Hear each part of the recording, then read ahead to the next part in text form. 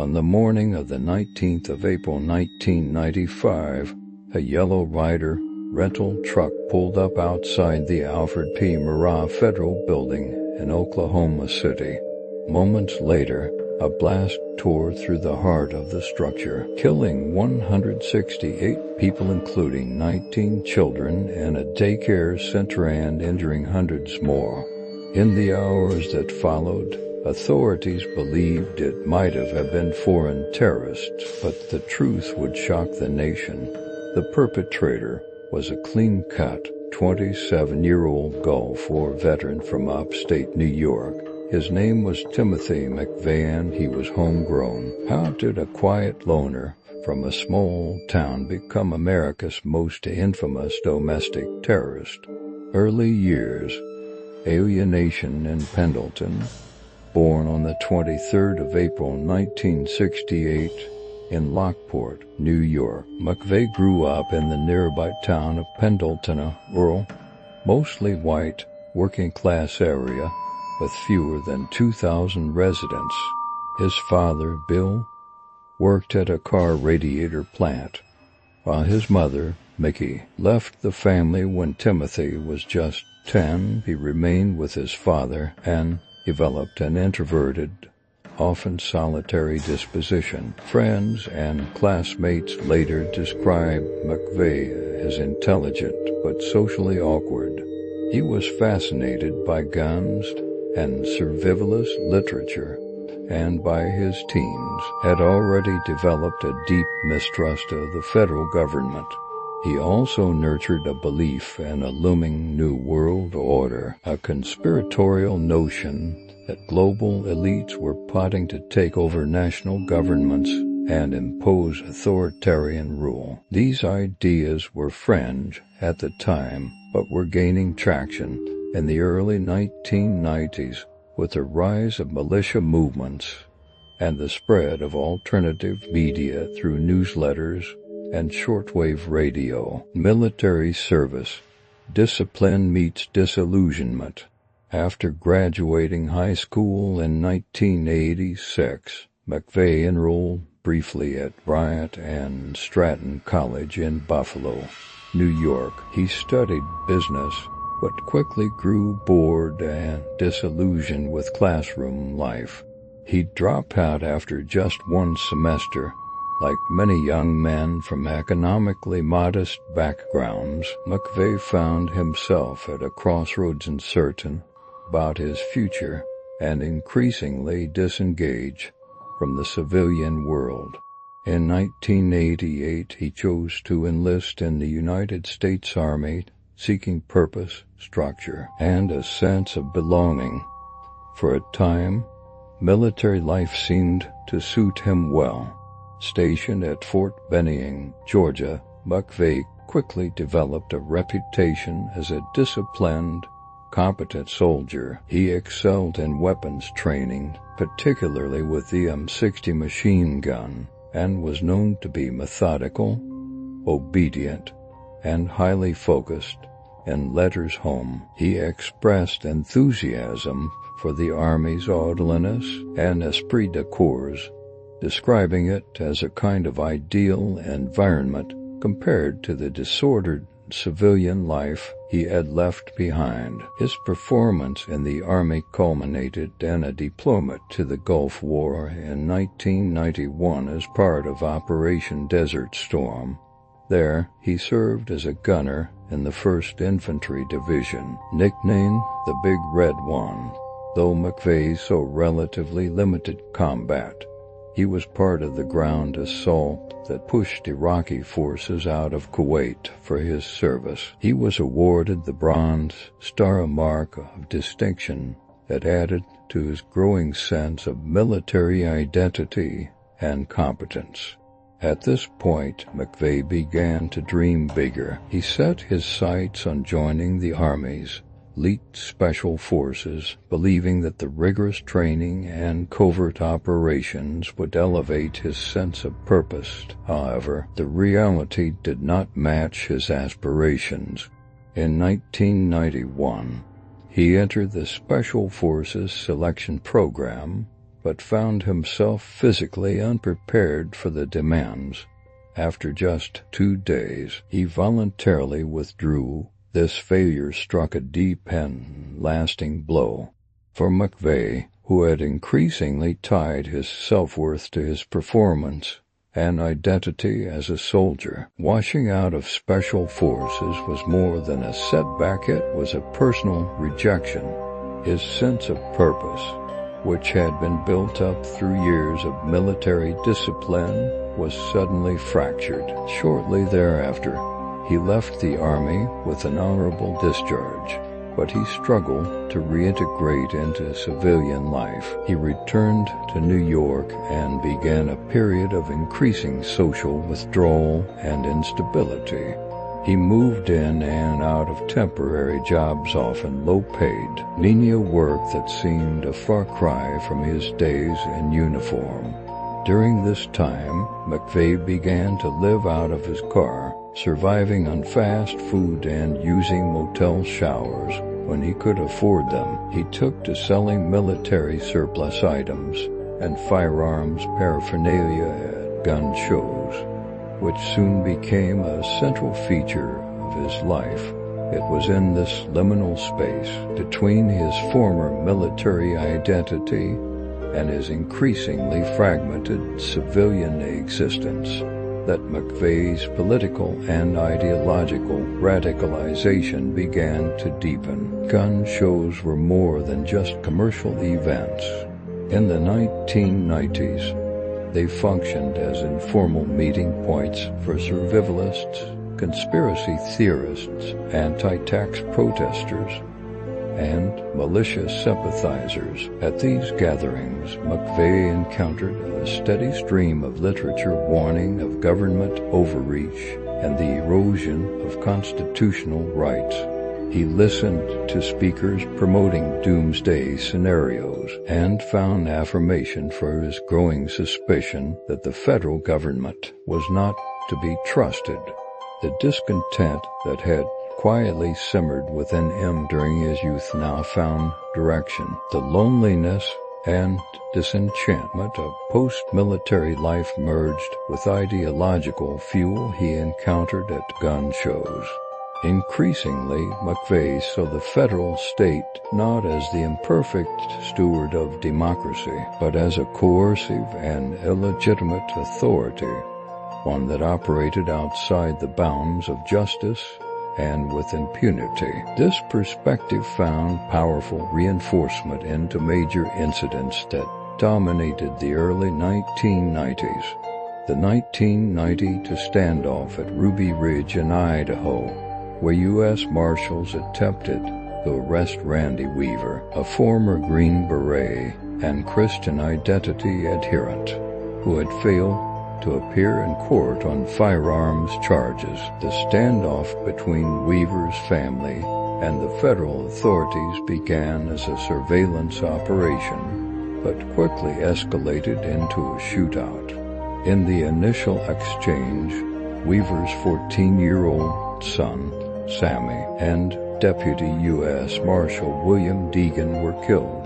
The following day, an FBI sniper shot and killed Weaver's wife, Vicky, as she stood in the doorway of their cabin holding their infant daughter. Waco and Ruby Ridge, catalyst of hatred. The federal siege at Ruby Ridge wasn't just a flashpoint in the American news cycle. It became, for Timothy McVeigh, a foundational event in a growing mythology of government overreach and civil rebellion. It acted as an ideological accelerant, solidifying his perception that the federal government no longer operated as a protector of liberty, but had become a tyrannical force willing to kill its own citizens to maintain control. In the years that followed, congressional investigations would criticize the rules of engagement used at Ruby Ridge, and the Weaver family received a financial settlement. But for McVeigh and others already suspicious of federal authority, these outcomes only reinforced the belief that the government was capable of lethal excess, and then quietly absolved itself. Waco, the breaking point. Just 8 months later, McVeigh witnessed what he believed was confirmation of everything Ruby Ridge had suggested. In February 1993, the Bureau of Alcohol, Tobacco and Firearms, ATF, attempted to serve a search and arrest warrant on the Branch Davidian compound in Waco, Texas. The compound, led by David Korsh, was suspected of weapons violations and possible child abuse. What began as a routine operation turned into a bloody gun battle, killing 4 ATF agents and 6 Branch Davidians. The incident escalated into a full-scale siege that lasted 51 days. During that time, the FBI used psychological warfare tactics, including loudspeakers, floodlights, and eventually tear gas. On the 19th of April 1993, the FBI launched a final assault, inserting tear gas into the building to force the occupants to surrender. Hours later, a fire broke out and quickly engulfed the compound. 76 people died, including more than 20 children and Korsh himself. Though the exact cause of the fire remains untested, some believe the Davidians started it. Others claim it was accidental or indirectly caused by the FBI's actions. The images of the burning building were broadcast worldwide, fueling conspiracy and outrage. For McVeigh, Waco was not merely a tragedy, it was a turning point. He watched the siege unfold on television and later traveled to the site, standing among the ashes of the compound, deeply affected by what he saw as the government's murder of innocents under the guise of law enforcement. In his mind, Waco confirmed that the federal government would use military-style force against its own citizens and hide behind legal justifications. From that point forward, McVeigh increasingly believed that violent retaliation was not only justified, it was necessary. Ideological foundation. The Turner Diaries and conspiracy thinking. Perhaps the most alarming and direct ideological influence on Timothy McVeigh was a slim, cheaply printed paperback titled The Turner Diaries, a work of dystopian fiction that has often been dubbed the Bible of the racist right. First published in 1978 under the pseudonym Andrew MacDonald, the novel was in fact written by William Luther Pierce, a former physics professor turned white supremacist who founded the National Alliance, one of the most influential neo-Nazi organizations in the United States during the late 20th century. Pierce did not intend his book to be read purely as fiction. Rather, he designed it as a form of propaganda tool to inspire and instruct those sympathetic to anti-government, anti-Semitic, and white nationalist ideologies. In this, he succeeded to a chilling degree. The novel is framed as the posthumous diary of Earl Turner, a fictional member of an underground white resistance group known as the Organization, set in a near-future United States. The story imagines a country where gun control laws have been aggressively enforced, multiculturalism dominates, and white Christians are being systematically disarmed and oppressed by a Zionist-controlled government. Turner and his comrades respond by launching a violent insurgency. The novel portrays a cascade of terrorist attacks, assassinations, and acts of sabotage, all directed at government officials, journalists, academics, and anyone deemed to be working against the supposed preservation of the white race. The organization ultimately initiates a full-blown race war, culminating in the mass extermination of non-white populations and the complete destruction of the existing democratic system. One of the book's most infamous passages describes a fictional bombing of FBI headquarters using a truck filled with ammonium nitrate and fuel oil landfill explosives, the very method McVeigh would lot employ in Oklahoma City. In Pierce's narrative, the bombing is presented not just as a tactical success, but as a noble, almost sacred act of resistance against tyranny. How McVeigh engaged with the book. McVeigh read the Turner Diaries repeatedly. He was first introduced to the novel during his military service and became increasingly obsessed with its content in the years following his discharge. When federal agents searched his car after his arrest, a copy of the book was found inside. Passages had been underlined, and notations in the margins indicated that he had studied the text with a kind of reverent seriousness. To McVeigh, the book was not metaphorical dystopia or speculative fiction. It was a call to arms, a validation of his growing belief that violent revolution was not only inevitable, but morally justified. He saw himself as a kind of Earl Turner figure, someone who, rather than complain about government overreach, would take decisive, transformative action. The novel gave his grievances a narrative arc, a heroic identity, and an endpoint: radical destruction followed by rebirth. He distributed copies at gun shows and survivalist gatherings. He recommended it to friends and acquaintances, and even referred to when discussing what he perceived to be the dangers of multiculturalism and federal authority. It was, in effect, his ideological blueprint. What made the book especially dangerous in McVeigh's hands was its combination of apocalyptic certainty and tactical guidance. It didn't simply say that government was corrupt. It showed how to bomb federal buildings. It didn't just warn of the dangers of diversity. It glorified genocide. And, crucially, it did all of this while presenting its protagonist as righteous, embattled, and ultimately victorious. The Turner Diaries and the broader milieu. While the Turner Diaries is widely reviled in mainstream society, within the paramilitary and white nationalist subcultures of the 1980s and 1990s, it was widely circulated and read.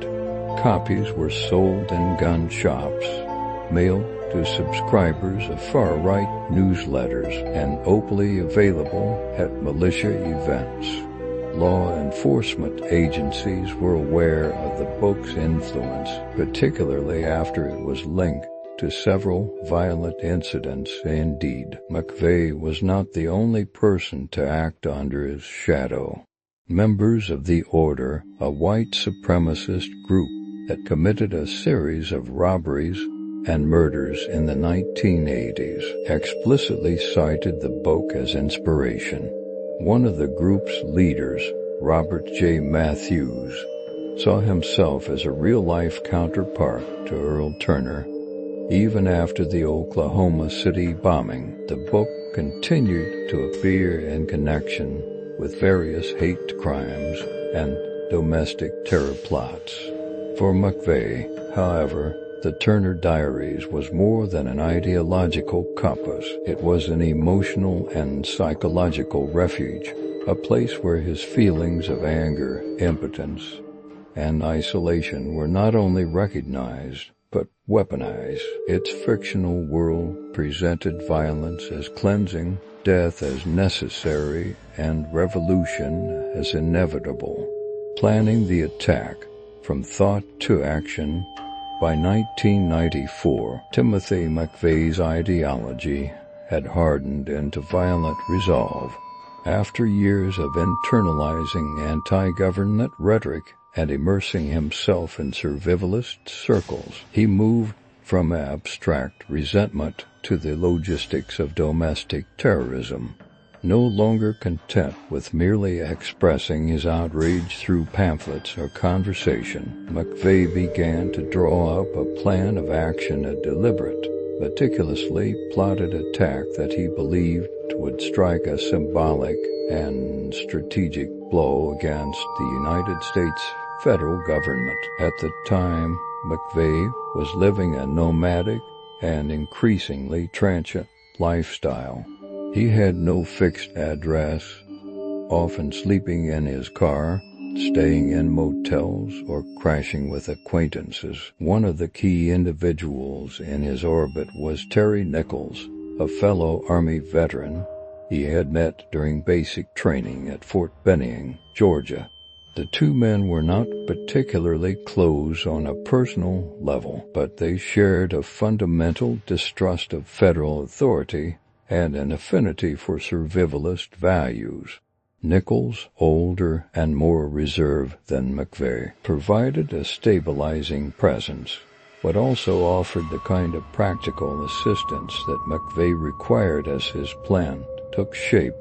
Over several months, McVeigh discussed the ideology behind his intended act, as well as the tactical details, with Nichols.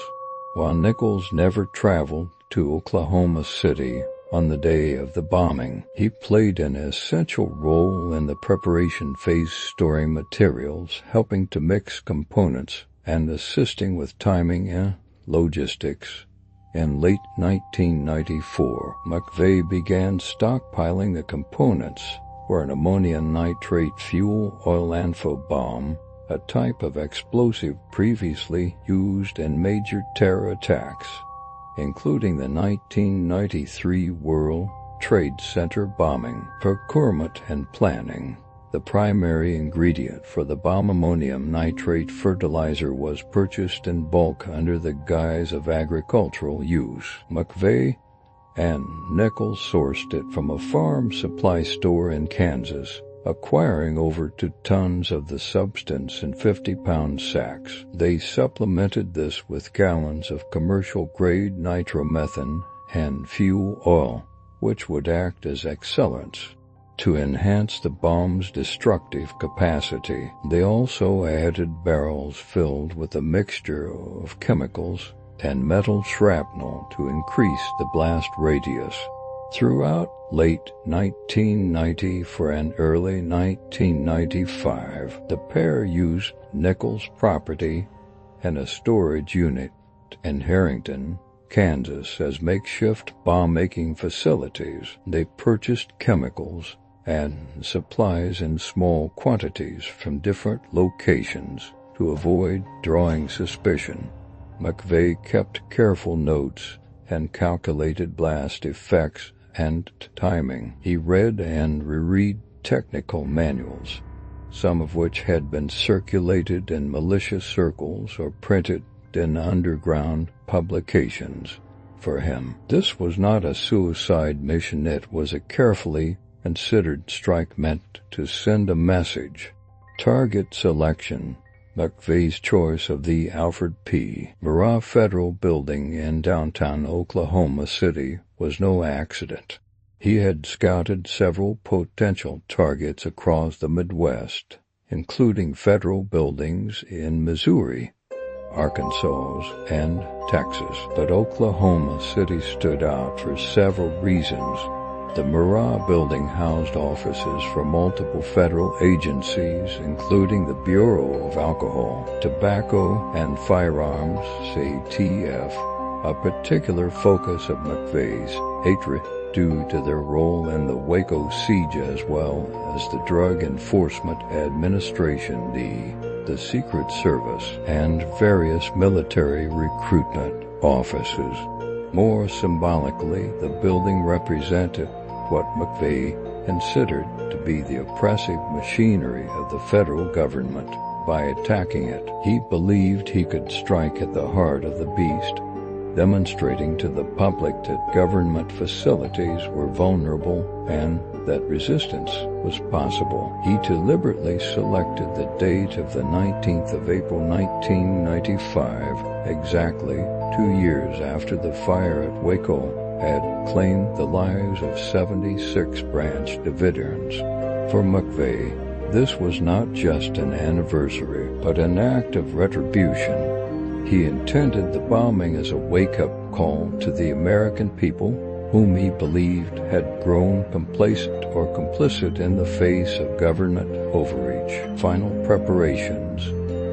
In the final days before the attack, McVeigh checked into the Dreamland Motel in Junction City, Kansas, under the alias Robert Kling, a name inspired by a fellow soldier and a character from Star Trek. He rented a Ryder truck from a nearby agency.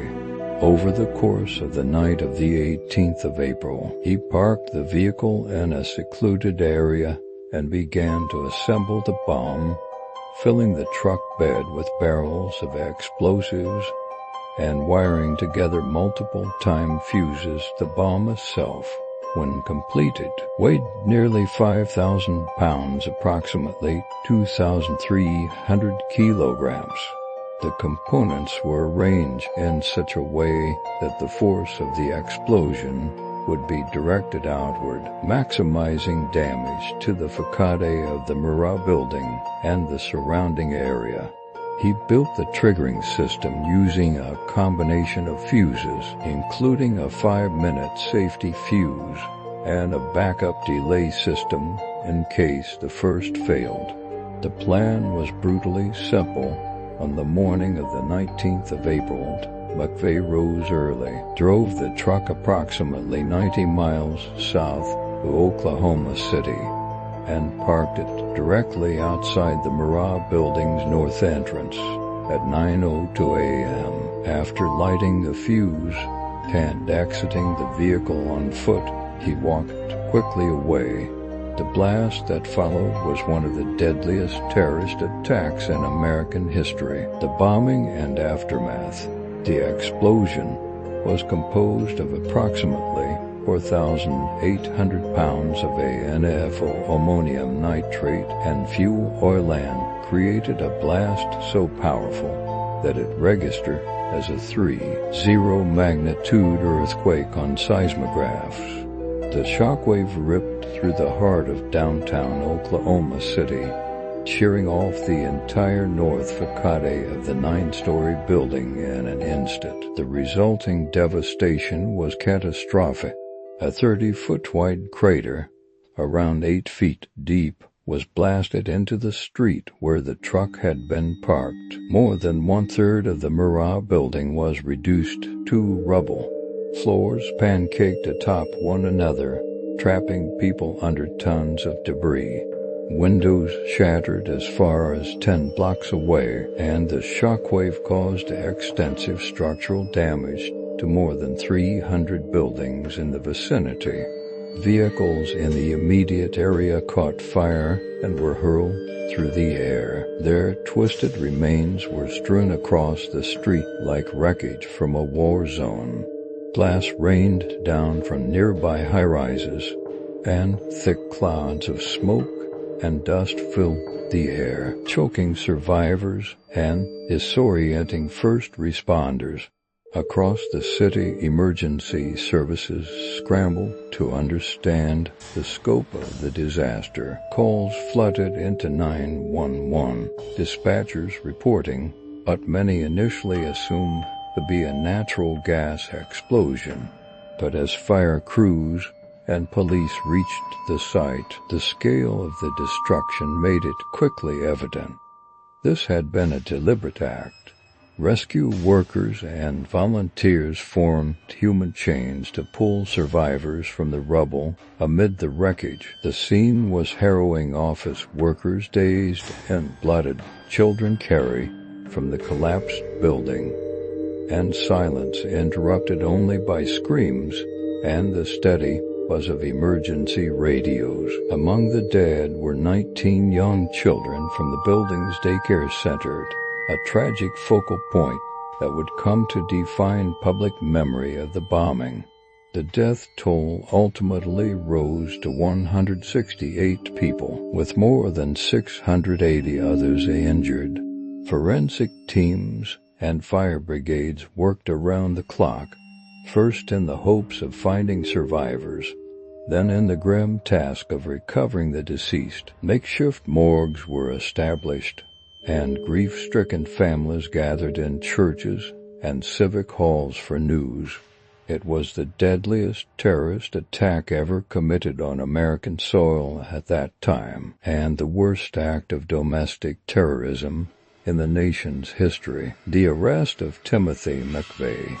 While the federal government was launching the largest criminal investigation since the Kennedy assassination, codenamed Bomb, the man responsible for the attack was already in custody, though at that point only on minor weapons charges.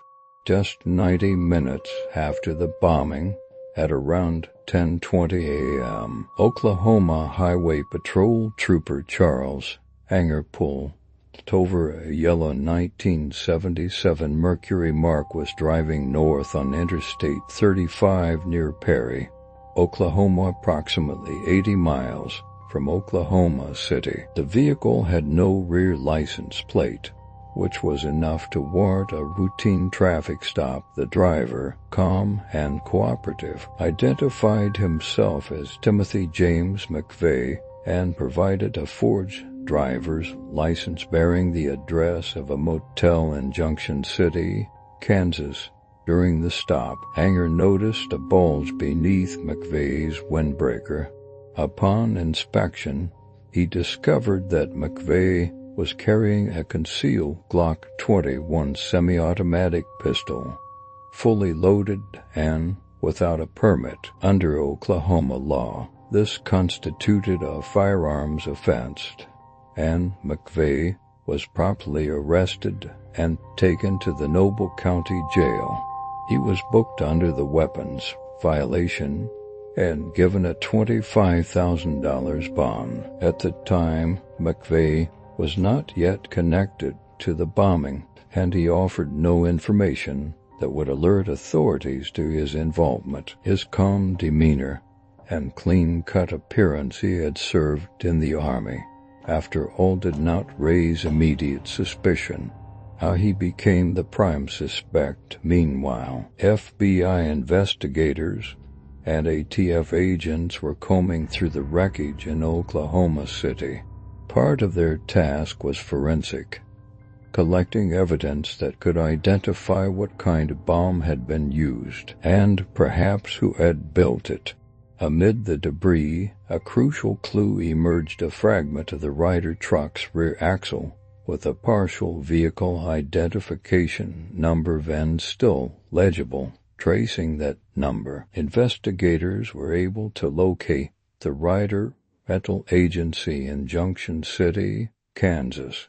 From there, they obtained record showing the truck had been rented by a man using the name Robert Kling. A sketch based on the agency clerk's description, the renter, was widely circulated and immediately raised suspicion among those who had seen McVeigh in recent days. A motel clerk who had encountered him remembered his distinctive appearance: tall, slender, military haircut, and notified authorities. The FBI moved quickly after just 2 days in jail, and on the very day he was scheduled for release, McVeigh was positively identified. Fingerprints taken at the jail matched those found on the Ryder truck rental agreement. On the 21st of April, federal agents charged him with involvement in the bombing. It was a remarkable turn of events. McVeigh, who had nearly slipped away, was now facing the full weight of a federal investigation. When the news broke, the public reaction was stunned. This was not a foreign national, nor part of a shadowy overseas network. McVeigh was a white American citizen, a veteran of the U.S. Army. He looked, by all outward appearances, like someone's neighbor or co-worker. The shock of discovering that the attack had come from within rather than without marked a pivotal moment in how domestic terrorism was perceived in the United States. Trial and execution. Following his arrest and formal indictment, Timothy McVeigh's trial became one of the most closely watched legal proceedings in American history. It began on the 24th of March 1997 in Denver, Colorado. Moved there from Oklahoma due to concerns about the possibility of an impartial jury in the state most directly affected by the bombing. Presided over by U.S. District Judge Richard P. Match, the trial would span nearly 2 months, with opening statements setting the stage for a forensic presentation of one of the most devastating acts of domestic terrorism the country had ever witnessed. From the outset, the government's case against McVeigh was formidable.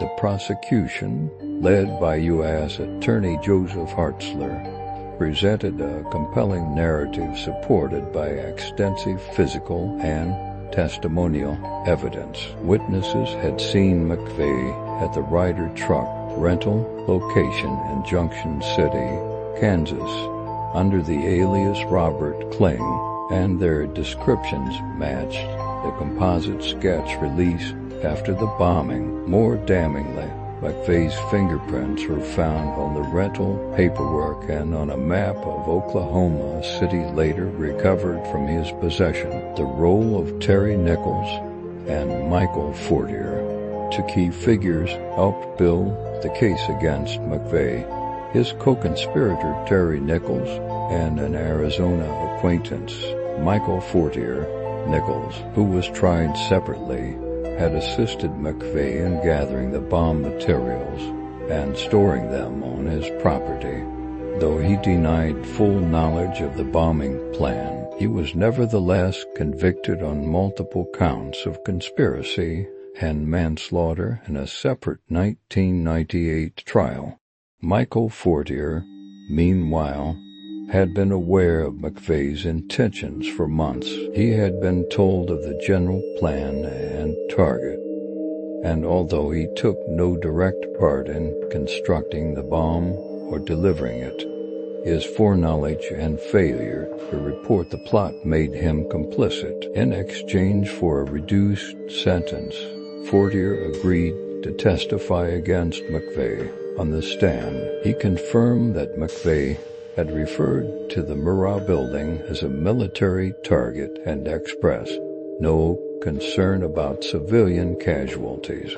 Fortier's testimony was particularly impactful, as it confirmed that McVeigh had not acted impulsively, but had planned the attack with clear intent and political motivation. McVeigh's conduct and defense. Throughout the trial, McVeigh maintained an air of calm detachment. He sat stone-faced as survivors, family members, and first responders gave harrowing accounts of the bombing's aftermath. He did not testify in his own defense, and his legal team led by Stephen Jones focused primarily on arguing that the government's evidence was circumstantial and that McVeigh was being scapegoated. They even suggested, without substantiating evidence, that others might have been involved or that McVeigh was part of a broader conspiracy. However, the evidence left little room for doubt. From the forensic analysis of the bomb materials to eyewitness accounts and his own incriminating behavior in the days following the attack, McVeigh's involvement was thoroughly documented. The defense's attempts to cast doubt were ultimately unconvincing to the jury. What stood out to many observers was McVeigh's utter lack of remorse. In interviews and statements given after his conviction, he continued to frame the bombing not as an act of mass murder, but as a justified act of war against a tyrannical government. He compared the deaths of children in the Murrah building to the deaths of children in the Waco siege, calling them collateral damage, a term he had likely internalized from military jargon, stripped of its moral weight, conviction, and sentencing. On the 2nd of June 1997, after deliberating for less than 24 hours, the jury returned its verdict, guilty on all 11 counts, including conspiracy to use a weapon of mass destruction, use of a weapon of mass destruction, and 8 counts of first-degree murder for federal law enforcement personnel killed in the bombing. A separate sentencing phase followed, and on the 13th of June, McVeigh was formally sentenced to death. The trial had provided a measure of justice, but it did not lessen the anguish of those who had lost loved ones. Many survivors and victims' families expressed frustration that McVeigh refused to apologize or acknowledge the human cost of his actions. His stoicism, seen by some as calculated defiance, only deepened the pain, imprisonment, and execution. McVeigh spent the next 4 years on federal death row at the United States Penitentiary in Terre Haute, Indiana. During this time, he maintained correspondence with supporters and journalists, notably writing at length to Buffalo News reporters Lou Michel and Dan Herbeck. These letters, along with interviews, were used in their book American Terrorist, which remains a key resource in understanding McVeigh's thinking and motivation. In those exchanges, McVeigh continued to justify his actions through political and philosophical language, invoking the Constitution, the Founding Fathers, and the perceived right of citizens to rise against tyranny. On the 11th of June 2001, Timothy McVeigh was executed by lethal injection. He was the first person executed by the federal government since 1963. He remained emotionless in the moments leading up to his death, reportedly choosing as his final statement the poem Invictus by William Ernest Henley, particularly its closing lines. "I am the master of my fate. I am the captain of my soul."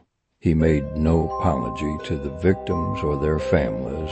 McVeigh was 33 years old. The legacy of McVeigh's radicalization, Timothy McVeigh remains a symbol of homegrown extremism. His journey from alienated teenager to domestic terrorist unfolded not in secret cells or foreign battlefields, but in everyday places, rural towns, military bases, gun shows, and the backroads of America.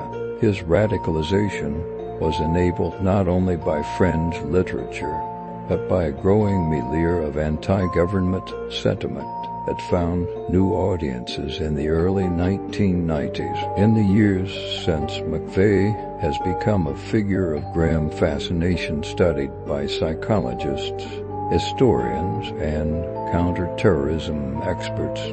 He has also, disturbingly, been venerated in some far-right circles.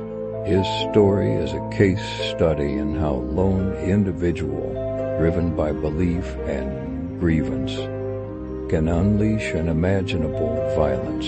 McVeigh saw himself as a freedom fighter, but the rest of the world saw only devastation and grief. The bombing of the Alfred P. Murrah Federal Building killed 168 people, including children who had no connection to the actions in Waco or Ruby Ridge. McVeigh would later call the children's deaths collateral damage, a term that revealed just how far his ideology had taken him from ordinary human empathy.